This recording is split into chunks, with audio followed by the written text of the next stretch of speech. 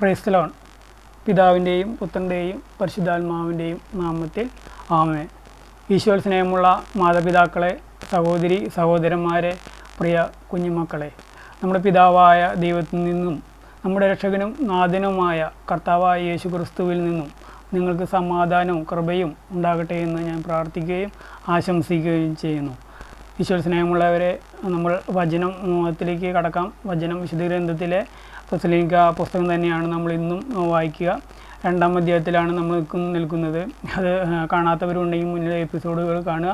നമ്മൾ അല്പം നേരം ധ്യാനിക്കുന്നുള്ളൂ. ഓരോ വചനങ്ങൾ വെച്ചാണ് ധ്യാനിക്കുന്നത്. ആ അധ്യായത്തിലെ മെയിൻ വചനങ്ങൾ എടുത്താണ് നമ്മൾ ധ്യാനിക്കുന്നത്. നമ്മളെ പൗലോസ് എന്ത് ഓർമ്മപ്പെടുത്തുന്നു അതാണ് നമ്മളെടുത്ത് ചിന്തിക്കാൻ പോകുന്ന വചനഭാഗങ്ങൾ. അപ്പോൾ അധികം സമയം നമ്മൾ എടുക്കുന്നില്ല. അപ്പോൾ പരമാവധി എല്ലാവരും മുഴുവൻ വീഡിയോകളും കാണുക, മറ്റുള്ളവർക്ക് ഷെയർ ചെയ്യുകയും ലൈക്ക് ചെയ്യുകയും നിങ്ങളുടെ അഭിപ്രായങ്ങൾ താഴെ കമൻറ്റ് ചെയ്യുകയൊക്കെ ചെയ്യുക. സ്നേഹമുള്ളവരെ, ഇന്ന് നമ്മൾ എടുക്കുന്ന പൗലോസ് ലീഗ തെസ്സലോനിക്ക സഭയ്ക്ക് എഴുതിയ 2-ാം ലേഖനം 2:13 മുതൽ 20 വരെ വാക്യങ്ങളിൽ നിന്നാണ് നമ്മൾ എടുത്ത് വായിക്കുന്നത്. അതിൽ ഇന്ന് നമ്മൾ ചിന്തിക്കുന്ന വചനഭാഗം 2-ാം അധ്യായം 16-ാം തിരുവചനമാണ്.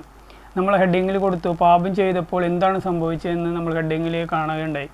ഇത് ജനത്തിന് മേൽ എന്ത് സംഭവിച്ചു എന്ന് പൗലോസ് നമ്മളെ ഓർമ്മപ്പെടുത്തുന്നുണ്ട്. അതിന് കാരണം, അവരുമേൽ പാപം ഉണ്ടാകാൻ എന്താണ് കാരണം എന്ന് ഇവിടെ വളരെ വ്യക്തമായിട്ട് വചനം നമ്മളെ ഓർമ്മപ്പെടുത്തുന്നുണ്ട്. അതിലേക്ക് കടക്കാം. നമുക്കൊന്ന് വായിക്കാം. ഇങ്ങനെയാണ് വചനം: യഹൂദർ കർത്താവായ യേശുവിനെയും പ്രവാചകന്മാരെയും വധിച്ചു, നിങ്ങളെ ആട്ടിപ്പുറത്താക്കി. വിജാതിയരുടെ രക്ഷയെ കരുതി അവരോട് പ്രസംഗിക്കുന്നതിൽ നിന്നും നിങ്ങളെ തടസ്സപ്പെടുത്തിക്കൊണ്ട് അവർ ദൈവത്തെ അപ്രീതിപ്പെടുത്തുകയും എല്ലാ മനുഷ്യരെയും എതിർക്കുകയും ചെയ്യുന്നു. അങ്ങനെ അവർ തങ്ങളുടെ പാപങ്ങളുടെ അളവ് പൂർത്തിയാക്കുന്നു എന്നാണ് വചനഭാഗം. ഈശ്വര സ്നേഹമുള്ളവരെ, ഇവിടുത്തെ ജനങ്ങൾ അവരോട് പൗലോസ് ലീഗായോട് കാണിച്ച ക്രൂരതയാണ് ഇവിടെ കാണിക്കുന്നത്. പറയുന്നത് എന്താണ്? അവർ യഹൂദർ കർത്താവായ യേശുവിനെയും യേശു അയച്ച പ്രവാചകന്മാരെയും വധിച്ചു എന്നാണ് ഇവിടെ വചനഭാഗം നമ്മളെ ഓർമ്മപ്പെടുത്തുക. അതുപോലെ തന്നെ പൗലോസ് ലീഗായെ ആട്ടിപ്പുറത്താക്കി. വിജാതിയരുടെ രക്ഷയെ കരുതി അവർക്ക് രക്ഷ നൽകാൻ വന്ന പൗലോസ് ലീഗയെയും സഹോദരന്മാരെയും അവരെന്താ ചെയ്തത്? അവർ ആട്ടിപ്പുറത്താക്കുകയാണ് ചെയ്തത്. സ്നേഹമുള്ളവരെ, ദൈവത്തിൻ്റെ വചനം പ്രഘോഷണം ഒക്കെ നമ്മൾ മറ്റുള്ളവർക്ക് കൊടുക്കുന്നത് അവരെ രക്ഷയ്ക്ക് വേണ്ടിയാണ്. അവരെ നല്ല ബോധ്യങ്ങൾ വളർത്തിയെടുക്കാനാണ്. അവർ കുറവുകൾ ഉണ്ടായിരിക്കുക, നമ്മളെല്ലാവരിലും കുറവുകളുണ്ട്.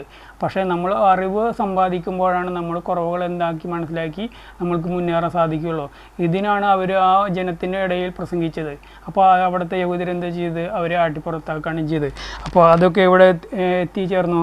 അത് ദൈവത്തെ അപ്രീതിപ്പെടുത്തി എന്നാണ് വചനഭാഗം പറയുന്നത്. അതുപോലെ തന്നെ എല്ലാ മനുഷ്യരെയും അവർ എതിർക്കുകയും ചെയ്യുന്ന ഒരു സ്വഭാവം അവർക്കുണ്ടായിരുന്നു എന്നാണ് പറയുക.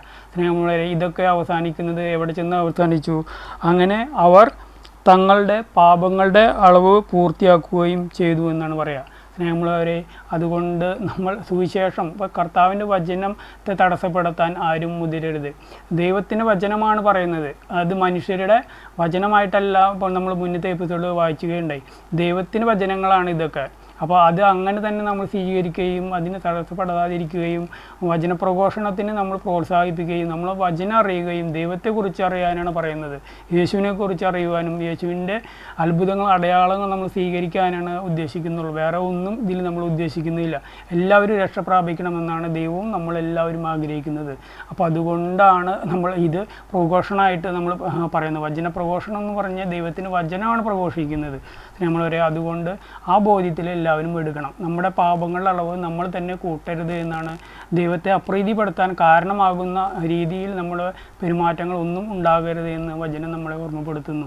നമ്മളവരെ പൗലോസ് ലീഗ നമ്മൾ ഓർമ്മപ്പെടുത്തുന്ന ചിന്ത ഇതാണ്: നമ്മൾ പാപത്തിൻ്റെ അളവ് നമ്മൾ കൂട്ടരുത്. കാരണം ദൈവത്തിനെ അപ്രീതിപ്പെടുത്തുകയാണ് നമ്മൾ ഇതിൽ കൂടെ ചെയ്യുന്നത്.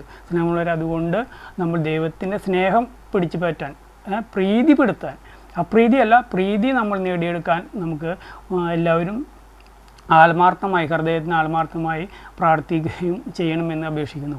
ഇന്ന് നല്ലൊരു ദിവസം എല്ലാവർക്കും ആശംസിച്ചു.